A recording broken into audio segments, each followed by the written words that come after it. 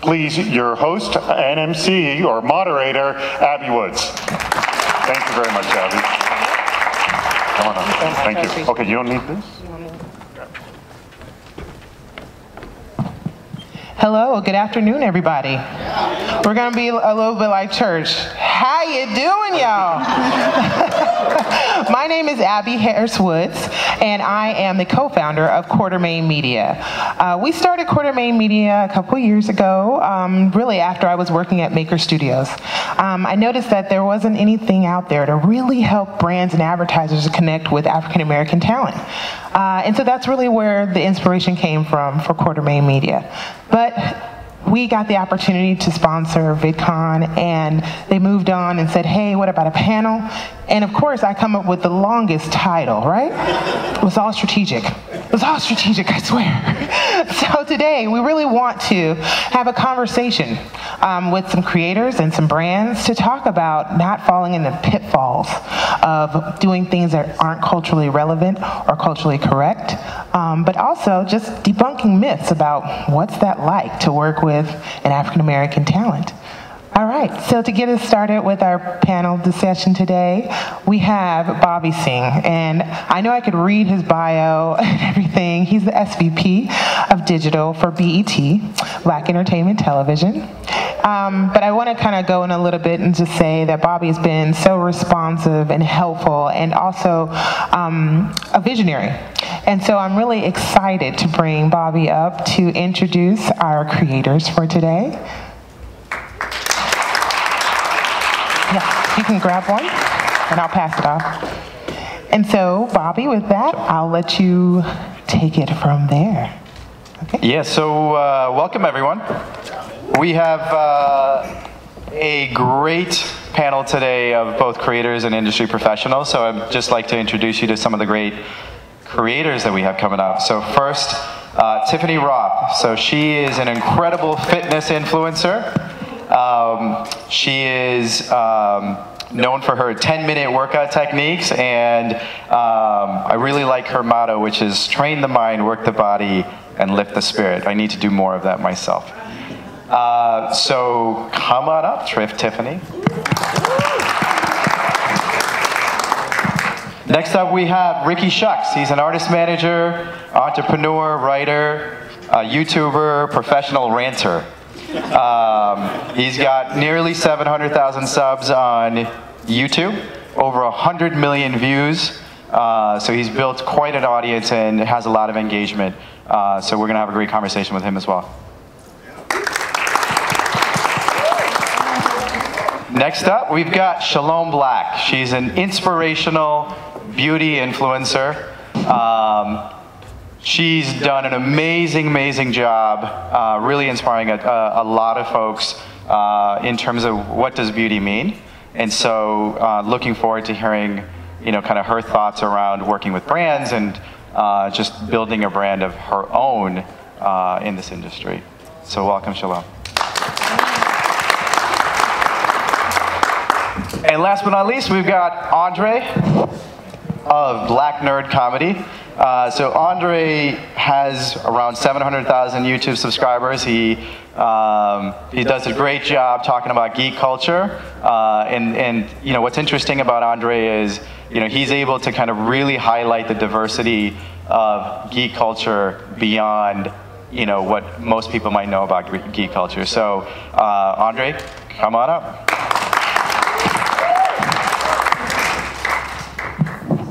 So first off, I actually wanted to ask everyone a little bit. I wanted to ask everyone how they got into creating content, because it's not, everyone doesn't get into creating content. So I think that everyone here would love to hear a little bit about why you do what you do, why you're so inspired to do what you do. So we'll start with you. Okay. Hi everybody, thank you for coming. And I first got into creating on YouTube because it was just a way for me to connect with people that I couldn't connect with. I had my own gym, in Playa del Carmen, Mexico, and I was doing workouts there. And since that's more of a vacation spot, so many people were asking, like, how do we continue to work out with you once we leave this location?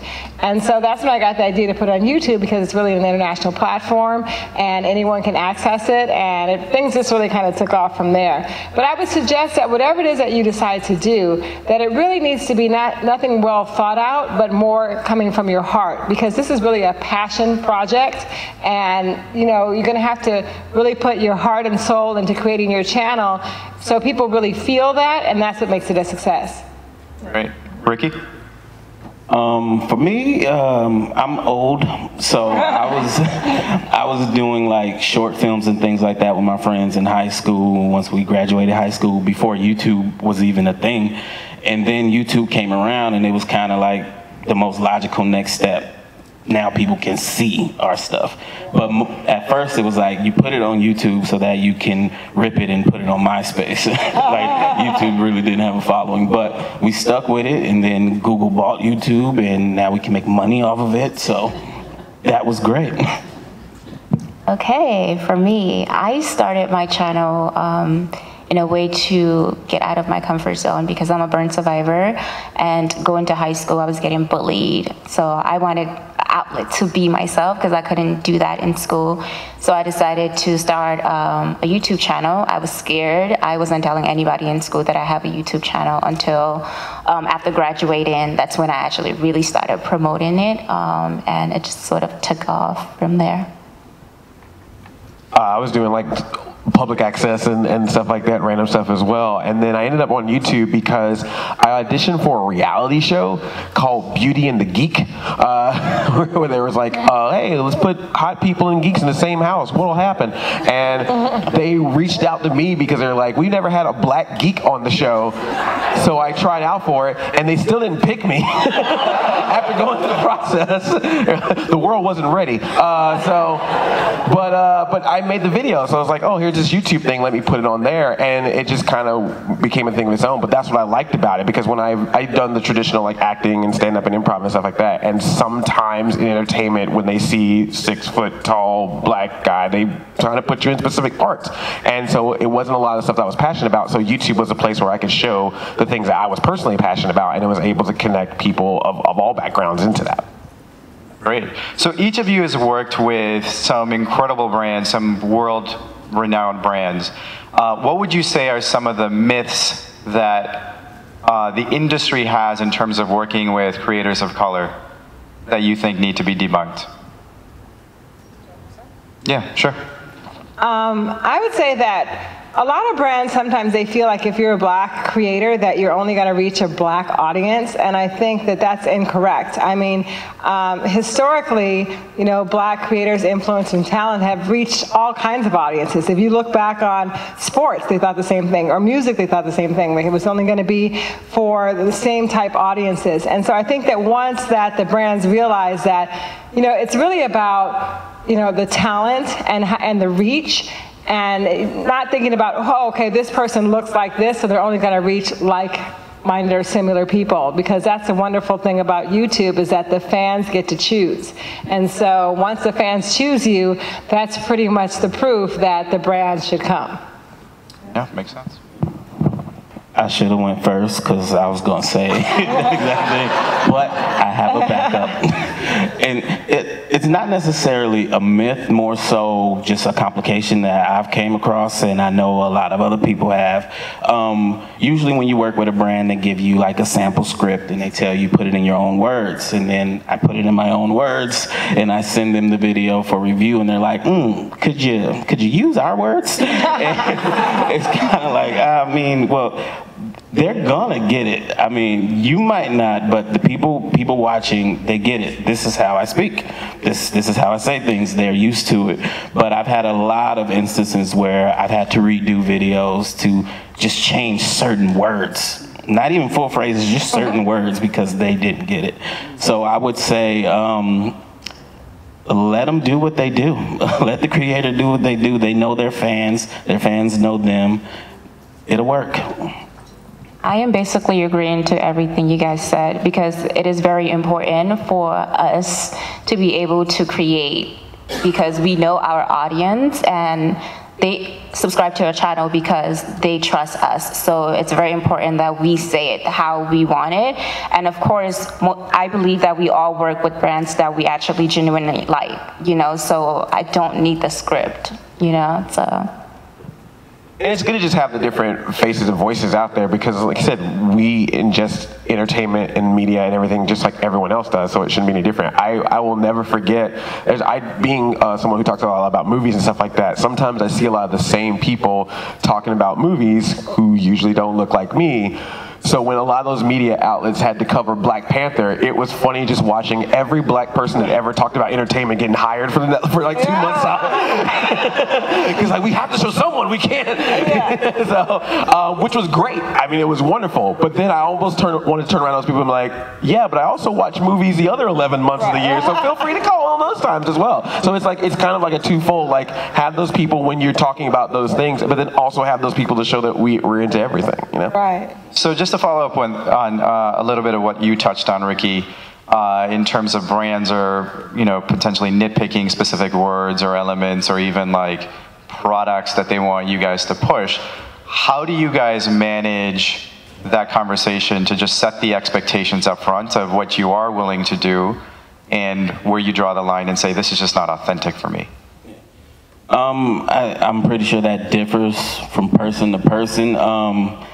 I kind of stand my ground, I would say, because if I speak differently, they're gonna know. Right. And whenever that's happened, you don't get as many rewatches. The views go down. A lot of the things you have to do when working with a brand, as far as they want certain titles or things like certain thumbnails, kind of turn your fan base off. And you don't really get the viewership, so I always tell them, like, if you want the views, please let me do it my way. And yeah, that's basically how I start the conversation, and then we see what happens from there. Anyone else? And so that's an example where you have to kind of push back on brands. Are there examples that you have where you just see some brands just get it and you have an experience that's been just a really, really good experience with a particular brand? The ones that understand, I mean, the way I look at it as a brand is like, if you're already coming to a creator because of something that they're doing, like, let them do it. Like just, you know, it's sometimes a brand is a very easy insertion into what you do. And I think the more that a brand will let you do what you're doing, you know, obviously with some exceptions, but it's like if they see that a company is okay with being aligned with you while you're doing what you normally do, it makes everybody look good, you know, because like some of the weirdest videos that I've ever made when I've said, hey, a company was behind this, people are like, wow, that company lets you do that? That's awesome. And they're ready to support it. And so sometimes we're at this age now where people understand that creators are going to do brand deals or work with advertisers, but they just always want to feel like that voice is still there, that doesn't change. Yeah. And so, Andre, you mentioned the Black Panther example where you're kind of like, okay, well, you know, I can cover content other like 11 months out of the year, etc. So, do you guys have examples of where you thought maybe a particular brand was treating you differently from maybe creators who are more general market? So maybe Shalom, if you want to kick it off, and then we can hand it off to the others. Heck yeah. There's time where my friends that I have, we work with the same company, and we do talk about, you know, the prices that we get paid, which is also important. I feel like a lot of the time some creators do not talk about that because they don't want people in the business, but it's important that we talk with each other so nobody is getting screwed. But there are times where I would say the Caucasian friends of mine, we would do the same thing and they would get offered more than what I would, you know, and I either have more subscribers, more following, but they get more having less. And so that doesn't make any sense. You know, there was an instant where I was at New York Fashion Week and I met a couple of girls and they had about 20,000 on Instagram and I had 300,000. They were getting paid for sponsorship from Target and Macy's, and, you know, I'm here like, You give me free clothes. Yeah. I mean, I want to piggyback on that because one of the things I think that makes it difficult for us as creators is there's not that line of communication, so you don't really know all the time unless you ask. And I was at an event with a lot of creators, and we started talking about, you know, the different deals that you get offered, the different projects, and there is definitely a big disparity amongst you know, creators, Black creators, and, you know, Caucasian creators, what they are receiving, what they have access to, you know, how much money that they get. Just talking to your friends, you're like, what? You know, and so that's like really one of the reasons why it's important to have companies. Like, I'm very grateful to be working, you know, with Abby from Quartermain Media, because we need a voice. And we need to really sort of unify so that we can get that industry standard a little bit more equitable. Yeah, that makes sense. Ricky? I was just gonna say, yeah, that definitely happens to me too, because my channel is what gets deemed not advertiser friendly often, but I have friends who are not Black who do the exact same content as me, and there's been times where I've been in talks with brands, and then after review of my channel they say, oh, well, maybe you're not the right fit, you're a little more on the adult end, and then I see my buddy posting an advertisement for that brand, and I'm like, you're way worse than me. What is going on? So I can only assume that had something to do with it. Yeah. So if you guys were to give advice to brands in terms of what the best way is to work with a creator in terms of the do's and don'ts, what would be like your top 1 or 2 pieces of advice? I think that if your brand fits the creator, work with the creator. So one of the things that a myth in a different realm is with the movies, you hear this myth sometimes of like, oh, a movie can't do well internationally if it has an African American, which is, you know, has been proven wrong. I think the same thing happens in this realm, where it's like, you look outside VidCon, you can tell there's a certain specific type of brand of people that they go, this is the social media audience. And it sometimes doesn't look like this, and you see it. And I think that's what happens with brands sometimes, is they think that that's who they have to market to, and if you don't fit that, you don't work. But it's like, if we're already here, particularly if we're here in that realm, doing as well as we're doing, obviously we're doing something right, so why would you not want to work with somebody who not only is doing well, but doing well with the different faces and what you're seeing all the time on these different platforms? Super helpful. So now we're going to switch gears a little bit, and we're going to bring up some folks on the other side, the industry side, so that they can kind of respond to some of the things that you guys have said. So I'm going to bring up Abby. So Abby, I'm going to let you take it from here and bring up the next. Actually, Bobby, before you go anywhere, you're actually going to be in the hot seat too. BET is a brand. So if you all will come and sit in the front row, we're going to bring you all back up for our Q&A. So can I have you switch seats? You already met Bobby. He's doing a great job.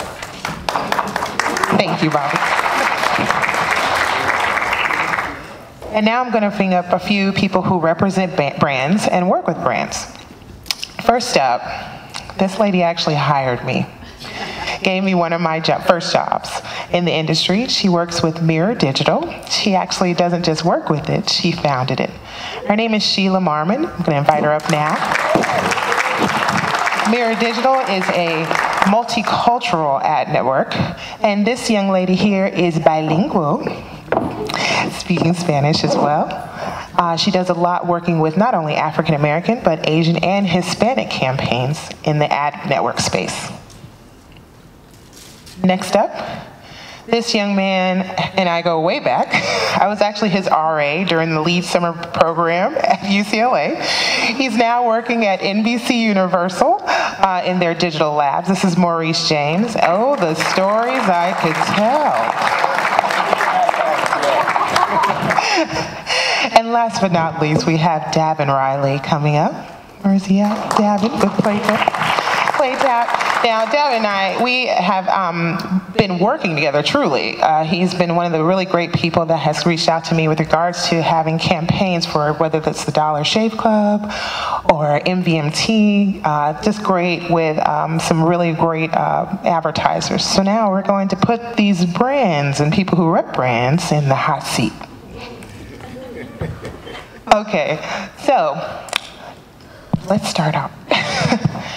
Talk about or share with us some experiences that were positive where you tapped African American or influencers of color to work with your campaigns. Well, I'm gonna just shamelessly plug you real quick because Abby, well, first of all, you and I worked together when you were still at Maker. That's right. And so you have been great in helping me to make sure that when I'm looking for, multicultural audiences, that I'm up to date with, like, because, YouTube, Instagram, Snapchat, I mean, these platforms are growing so quickly. One person can't keep, the entire breadth, right? So, working with you has been really great, and so I really appreciate it. I just want to say thank you for that. And so my experiences have been great primarily because I've had an agent or manager that helps, right? So from a brand perspective, going directly to a creator when you're trying to spend money at scale is really difficult, right? I can't reach out to thousands of influencers every day, so I guess the advice I might be able to give in this particular part of the conversation to creators is make sure you are working with good agents and people who can help people like us who can't keep up with everybody that's growing. I could look at a channel, they might have 10,000 subscribers, and then, in 5 months they might have 500,000. I'm like, well, why am I not working with that person, right? So anyway, that's one piece of advice. I work with multicultural creators all day. That's what we specialize in. So we help brands connect with multicultural consumers across digital ad platforms, and social media is one of those channels that we leverage. And so that's really my area of expertise, and I will echo what Davin, I was like looking at the name, what Davin is saying. It's hard to always be in touch with the creators, and on the creator side, finding someone on the business end who can connect with us, who can help us move projects quickly, really, really important. So all those creators that were on the panel, I would love to be in touch with all of you because we have opportunities all the time. Yeah, so for us with BET, we're proactively trying to identify creators. So that's a combination of, looking at various data tools to see not only, who's kind of at the million+ mark in terms of followership, but also identifying the velocity at which the engagement as well as the reach of particular subscribers or the particular creators is growing. So that's a way for us to just really get early with those who are going to be incredibly powerful in just months. In addition to that, of course, we work with agents and agencies who will present the bios and facilitate conversations for us to meet with various creators. So data and introductions and relationships for us. Yeah, definitely echoing what everyone says. Actually, we've had the fortunate we've actually worked with Andre on a project at NBC that we were very excited about. And one of the things that we were looking for in addition to the data and everything everyone set up here was also the voice, and sort of echoing what you guys were talking about before is creators know your audience, creators, your voice, and oftentimes when we're putting projects together, obviously we're looking at numbers, we're looking at sort of reach, but for the projects that we're putting together, we're specifically looking for voice and wanting to make sure that the projects are representative of the audience that we're trying to go for, if it's just an editorial project, or ones that line up with the brand if it's more of a commercial one. So I think using just an immediate example, working with Andre was really great because he brought a really specific voice to a project that needed that voice. So I would never advise creators to try to change their voice or who they are to fit a campaign or to fit a brand or a company, because most of the time, like everyone's saying, we're really looking for what you have versus trying to fit what we normally are looking for or do. So that's definitely, appreciate that. So I find though that when when I contact creators, they are often, especially creators of color, they're often so excited. And I find they oftentimes will go above and beyond. Do you have any examples of when you've worked with a creator and you were like excited about working with them, but they went the extra distance? Yeah, so absolutely. So BET, we're a publisher, we're a television network, et cetera. we are in the process of really doubling down on creating original video content, and one of the things that we're doing is rather than just casting creators, we're saying, hey, we want to work with creators to co-develop ideas that are authentically them.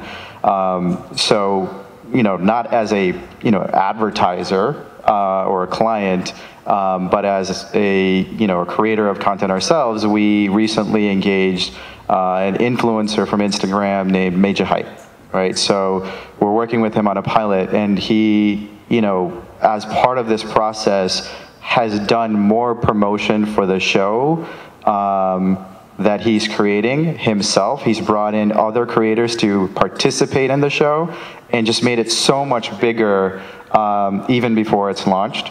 So, I do find that there's that enthusiasm that is, much appreciated.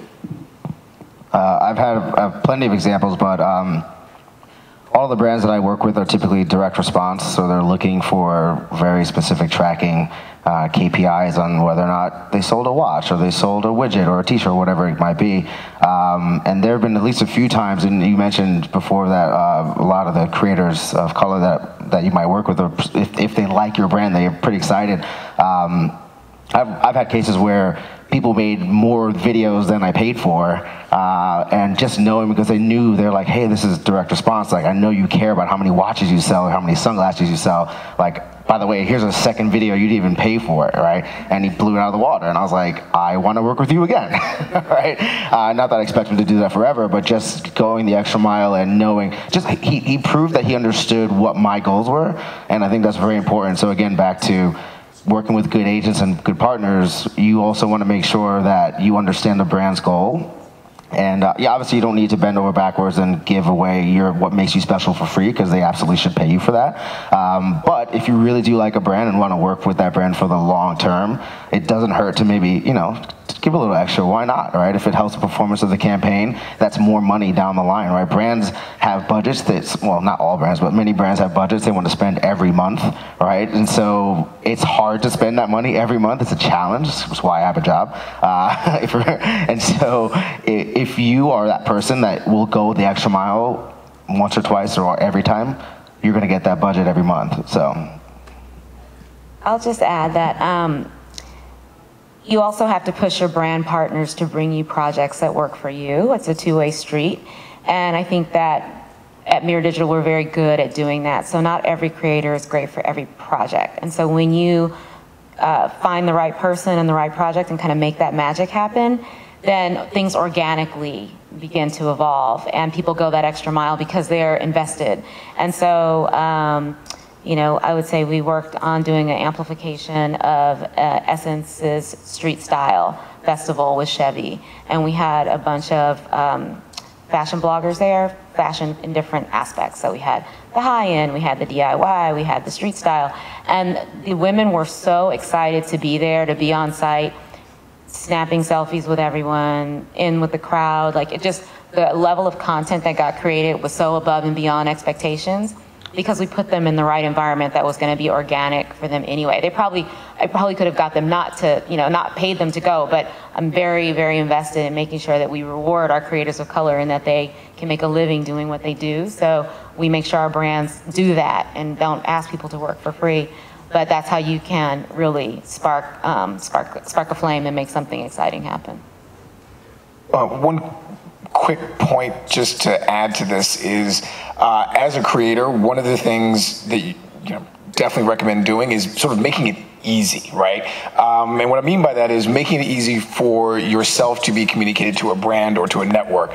Not that we're lazy or anything like that, but just a lot of times you're getting a lot of influencers and you're just like, who is this influencer? What is their voice? What is their value? And for you to, and obviously working with companies like Quartermain who are able to sort of, analyze who you are and help you market and package yourself, the better you're able to sell yourself makes it easier for us to understand both who you are, your voice, and your value. We work with an influencer, Patrick Starr, on one of our projects, Face Forward, for Snapchat, and Patrick was doing a great job of tweeting out the show and pushing links. It got picked up by Cardi B. One of the episodes got picked up by Cardi B. She was the focus and subject of the episode of the show. She picked it up, tweeted it out, and of course, the episode went off like gangbusters. And then Patrick then put that in the next presentation of, hey, I tweeted this thing out, and then the video got like, 15, 17 million viewers on Snapchat. That's a great lead-in, actually, to my last question for this panel. No, you didn't. No. It just was. I think it's a great lead-in. I guess that's what I'm saying. It's a great lead-in, which is really, how do you all seek out and find influencers, or are you waiting for them to have some moment like that, or are you like, we're going to just scour the space, and just how are you finding them? I mean, for us, it's kind of all of the above. So we attend conferences like this to meet people. My team will be out and about at every blogger conference you've ever heard of. We also do leverage some databases. I find that they're pretty weak, though, in terms of cataloging influencers of color, so that's not a reference for us that often. And then a lot of the creators know each other, and so people who work with us refer us to other people, introduce us to other people because they've had a good experience, so that's how we continue to build our relationships. So now I'm going to actually bring up the creators again. I know there's like no seats, but we said this is gonna be like family. You guys all sit here on the edge here. I'm gonna pass the mic to my husband and CEO. You see how we do it? It's like family. To do a Q&A. So are there any questions from the audience? Please. I'm sure you all came here with questions for someone. There we go.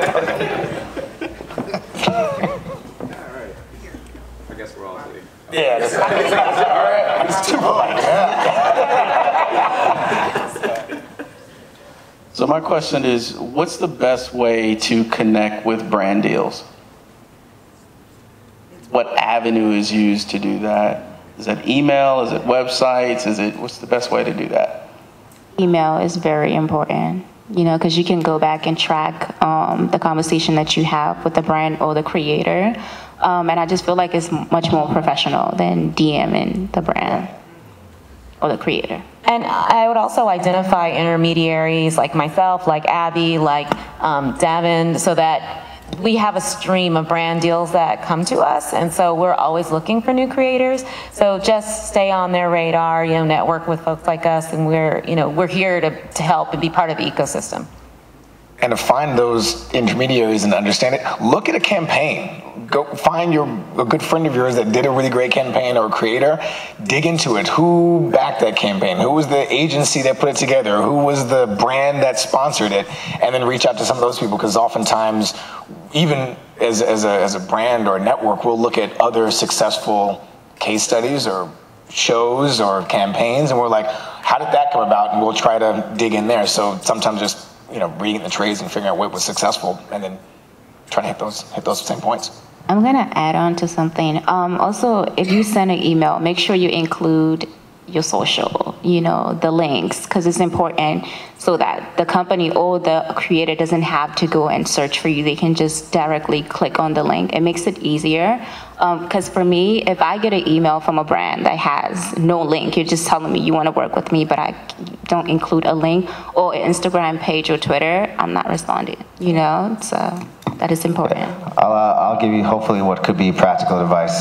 So there are things like Text Expander, where you could just write things once and then you could just have little codes and then it'll just expand it, right? So just get a list of all the brands that you might want to work with, and then, customized email. Don't send the same email to everybody, but it'll help you in terms of time saving. And if you have a well-crafted email and you're sending it to, you'll find emails of people at, it's usually at whatever.com, right? So LinkedIn is a great tool, and yeah, if you can break through the noise with one company and get one campaign going, that's your case study for the next one.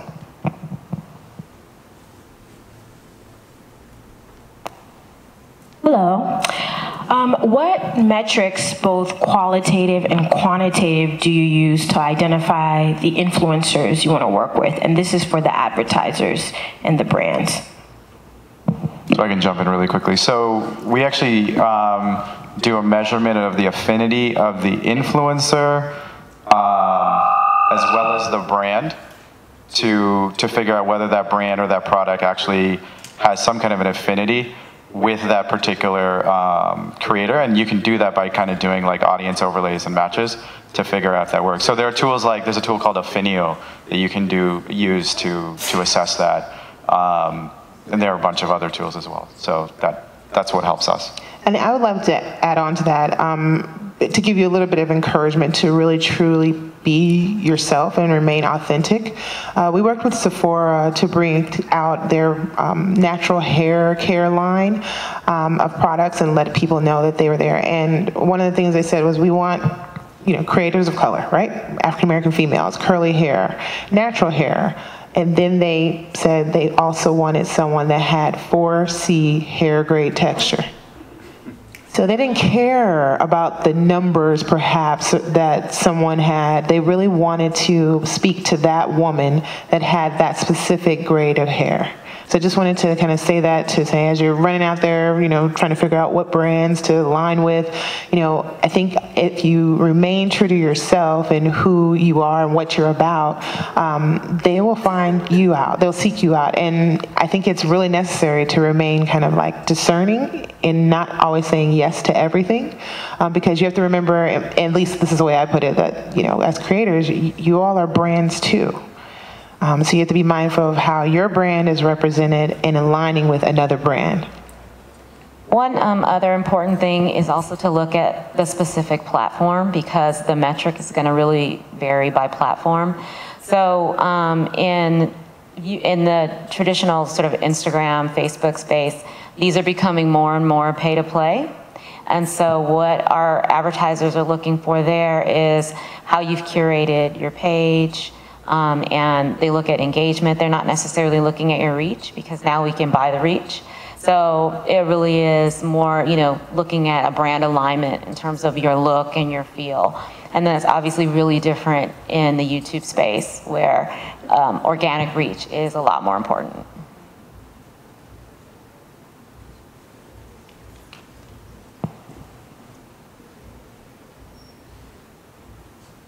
This is I guess a YouTube specific question for the creators.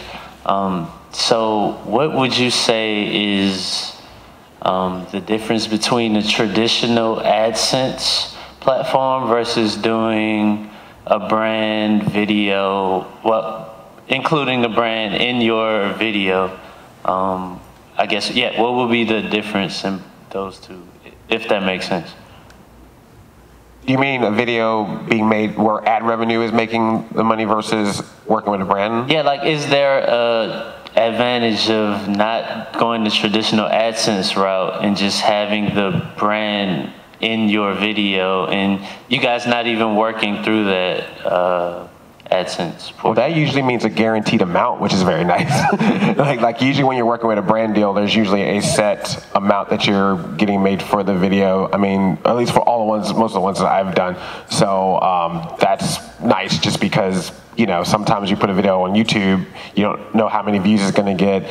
You don't know, even with the number of views you're going to get, how many of those are monetized views. So every time you're putting up for ad revenue, it's a random amount, whereas working with a brand is a very specific amount. And just for me personally, there's videos that I've done that I kind of felt like maybe would have not got a bigger reach on YouTube, where I've worked with a brand, because it's almost like the brand sponsored the content, which is nice, because it allowed me to do something a little bit different.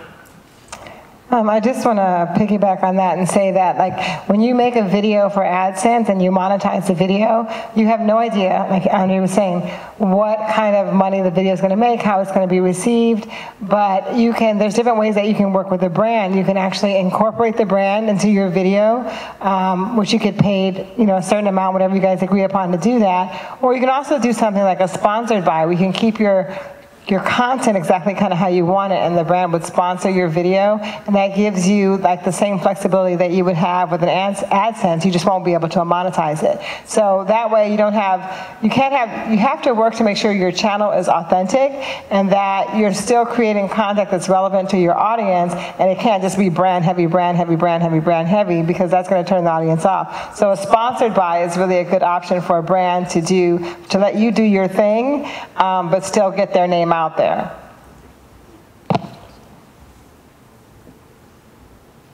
Hello, I work at Z Gallery. We're a home furnishings retailer, but we don't have any affiliate marketing program in place. So my question is about how to get influencers to agree to use their content for advertising when you don't have an affiliate program, because that's really how we profit off of these and how we get extra reach on them. So I'm just trying to think of how we negotiate those types of things. I'm sorry, I'm kind of excited about this because I might be moving soon. Call me. So I just want to make sure I understand the question. So with Z Gallery, you want to find a way to work with the talent to make sure that you guys get your product out there, but you don't have an affiliate code in order a way to pay them. Is that what you're saying? Yeah. So we can obviously pay them money, but we don't have an affiliate program, so they can't make any percentage off of our sales. So that's usually probably a deal breaker for some of the influencers, but it's just sadly the state of where we're at. No, not really. Furniture is big and getting paid. I'm sure you have a lot of takers right here. And I'm like, yes, we like Z Gallery, and we would definitely work with a brand for product exchange and payment. And some, might do it just for the product exchange, depending on what it is. Although I think that it's kind of, there's a lot of brands that reach out to us for product exchange, and they'll say, like, I have this product, will you, do a review? It's like, no, because if I wrote you and said, hey, here's my channel, review it, it's not like-minded, so the benefits needs to be for both sides, so I think that if the YouTuber is really interested in your product, then you guys can find a way that it works for both of you guys. Great, thank you.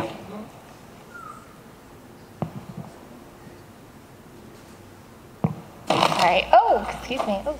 Hi there, I guess this is a question kind of for all of you. So in terms of giving the creators that creative liberty to go and do stuff, we struggle in terms of how much information to provide them in terms of what we want them to say.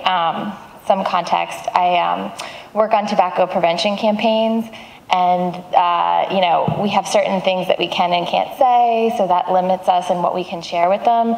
So I guess besides giving them their creative freedom, is there any other suggestions or advice you could offer as to what would help them kind of create something that is authentic and doesn't feel forced? Because that's usually what we kind of end up receiving. I think it's important to remember that you're a marketer and they're a creator, and so you have different strengths that you bring to a project.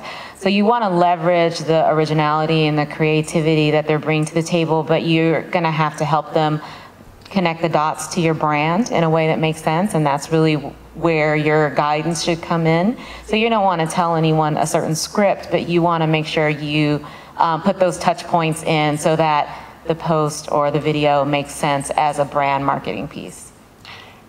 And then when it comes to certain subjects or a certain type of material, I think it's just being open with the creator to let them know that because of certain reasons you have to say things a certain way. Because that's fine. I mean, that happens. Like, for example, I do a lot of toys and collectible things. When they're geared more towards an adult collector, it's pretty much, you can say whatever you want, but if it's geared more to 13 under, there's specific phrases that you can't say because you can't do a direct marketing sale to them. So that kind of stuff is completely understood. But I think it's more just about if you have specific talking points you want to hit, kind of let people know what those talking points are, but then let the creator be able to express those talking points in a way that makes more sense to them, as opposed to writing out, say, this exact script, this exact way. Because especially in a lot of cases, if you're doing with multiple creators, you don't want them all saying the same thing, or else you'll start seeing in the comments, skip to 102 to skip the ad, and you don't want that.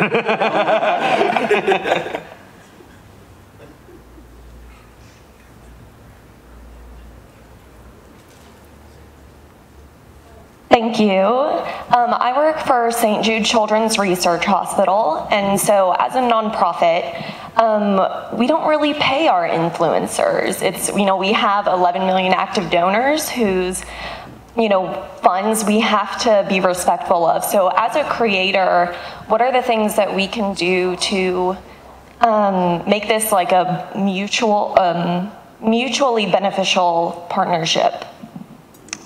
I think it's very important to find creators that can relate, like myself, like just hearing that, I'm like, that would love to work with you guys because, again, I'm a brain survivor. I lost my aunt with cancer, so that is something I am open to do. So whether it's paid or not, I would love to be a part of that. So finding creators that can relate to your message is important. And also, just really quickly, if there's something like that, if you're a nonprofit organization, it's for a good cause, I think you might be able to get a creator to make an appearance, or you guys do some sort of event together, and they can use the content from the event to promote, and that will help them get views. It really would have to do, like, if they're passionate about a project, the creator will really, back you up on it and give you some great opportunities to work with them.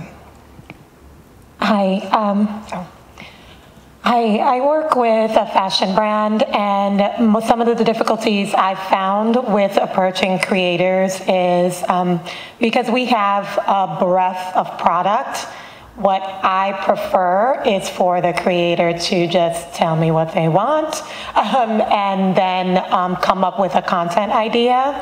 What I'm finding mostly is that they kind of want me to outline everything out, and I feel like that takes away from the creativity because ultimately I don't know your audience. So what can I do as a brand to help inspire those conversations?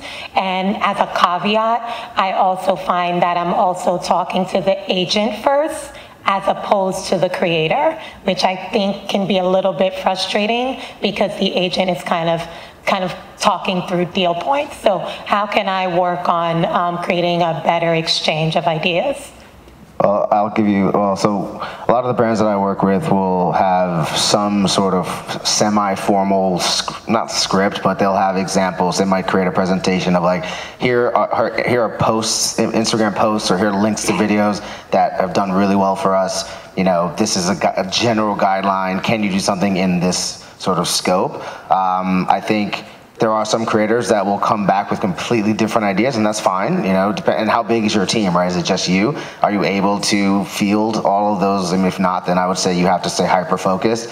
And for us, again, for a lot of direct response brands that are looking to sell that watch or whatever that fashion item is, you really want to focus on the call to action, right? Like, when's the call to action happening? Is there a link? Is there a code? How are you driving that home?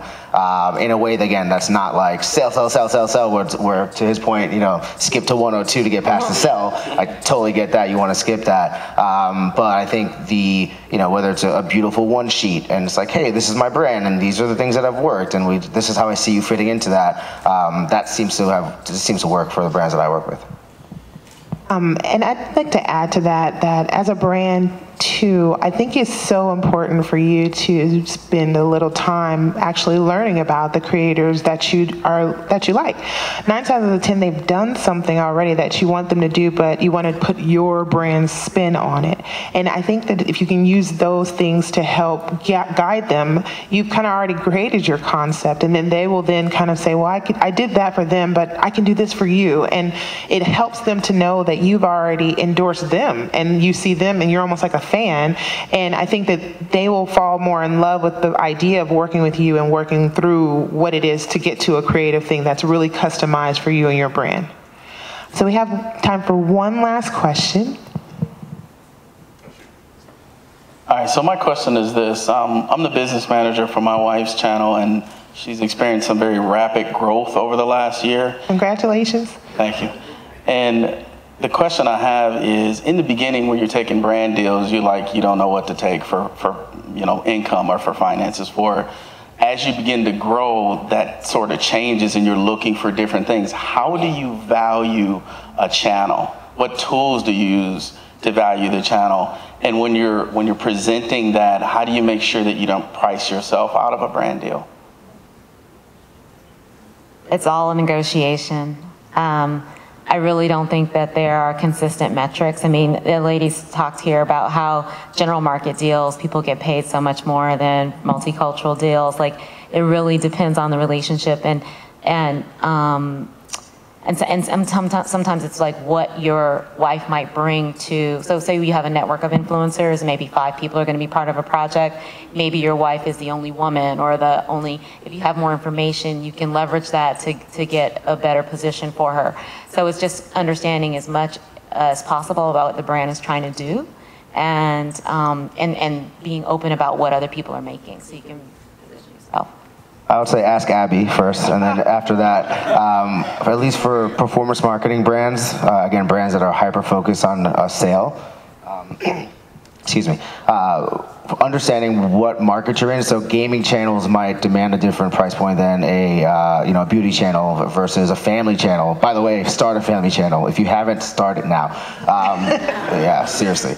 So you should try to figure out or ask people like Abby, like, what is the typical cost per engagement, cost per view, cost per like whatever it is? Because a lot of brands are trying to get very scientific about it. There's definitely an art to choosing the right creator, but I'm a math guy. It's like, and Abby will tell you this, like, what's the cost per view going to be on this, right? So I would say you should know that, right? Is the cost per view in your vertical 2 cents per view? Is it 10 cents per view? Is it 20 cents per view? Like, it can range that big, right? There are diminishing returns to views. So if you get 1 million views, 10 million views, I'm not paying 20 cents per view on 20 million views, right? It's not happening, right? But depending on where she is and where you guys are, that's how you come up. So you want to figure out what that band is, right? Am I at the 7 cents per view, in my vertical? Does that make sense for how many views I drive? And that is a baseline, and then, like she said, it's a negotiation from there. Great.